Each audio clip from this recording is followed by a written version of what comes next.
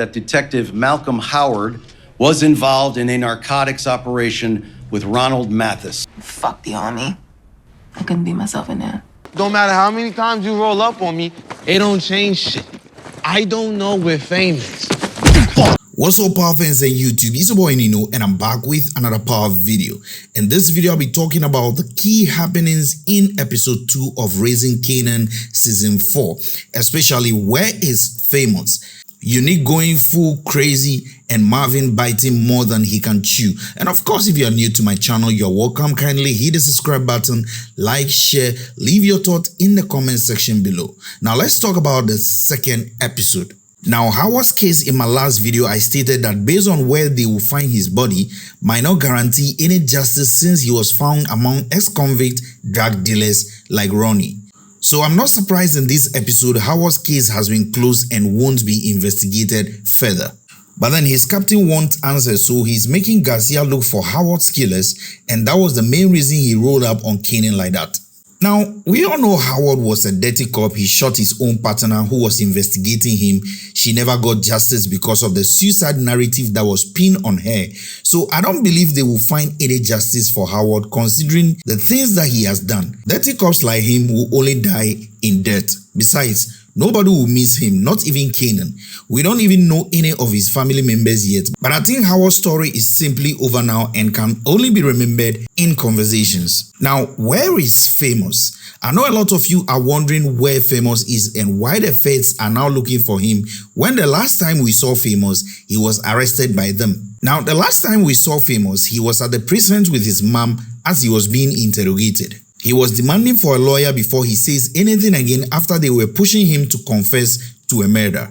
Then now we see Garcia in this episode chasing Canaan, asking him about Famous and Howard, which makes me wonder what happened to Famous when he was arrested. Because the last time we saw him, he was with them. Now, here is what I think happened. Maybe Famous finally got a lawyer who was able to bail him and now he's going into hiding. Or maybe he sneaked out from there, which is even a wrong idea to think of. But like I said, the last time we saw Famous, he was being interrogated. So let me know what you also think in the comment section below. Where do you think Famous could be? Now let's talk about Marvin.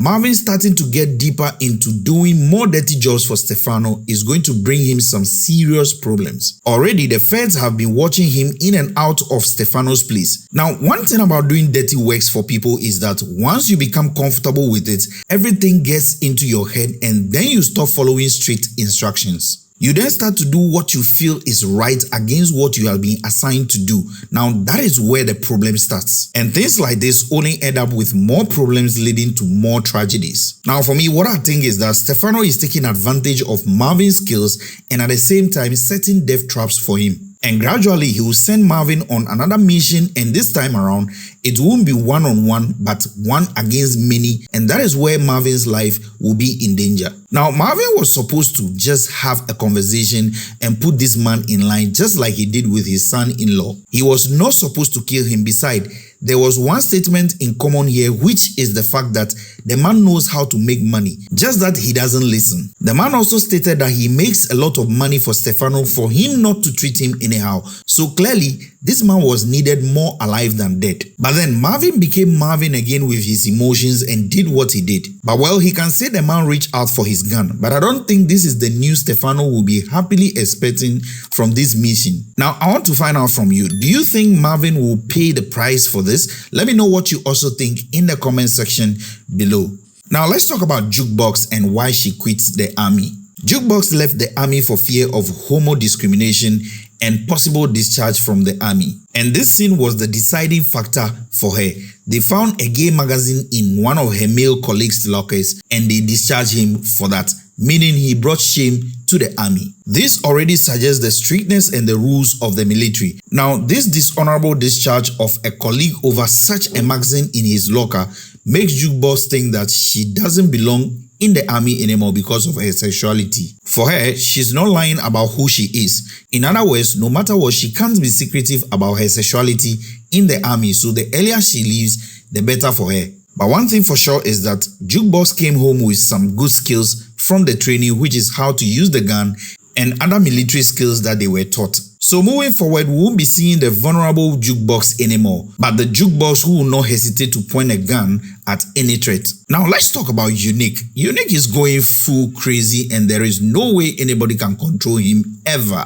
The city is getting real for him now as he often gets traumatized and aggressive when he sees certain things that provoke him. We saw him in this episode visiting his house only to meet an empty room. I can understand why Vanessa moved from there to where she is now. Any lady in her position would love to do the same for her own sanity and ability to move on under the circumstances. But the question is Unique in the right state to even consider her decision to be for the best? If Vanessa is not lucky and some random guy comes out of her place, he will be a goner. Because Unique is not in the right state of mind to give some benefit of doubt about some actions that don't make sense to him. But let me know what you also think in the comment section below. Do you think even Vanessa is in danger with Unique like everybody? Are we sure Unique will not be angry she left his home with his son to live in another place? Drop your thoughts and theories in the comment section. Let's discuss. Now let's talk about Raquel. I think it's over for Raquel now that her lawyer is also dead.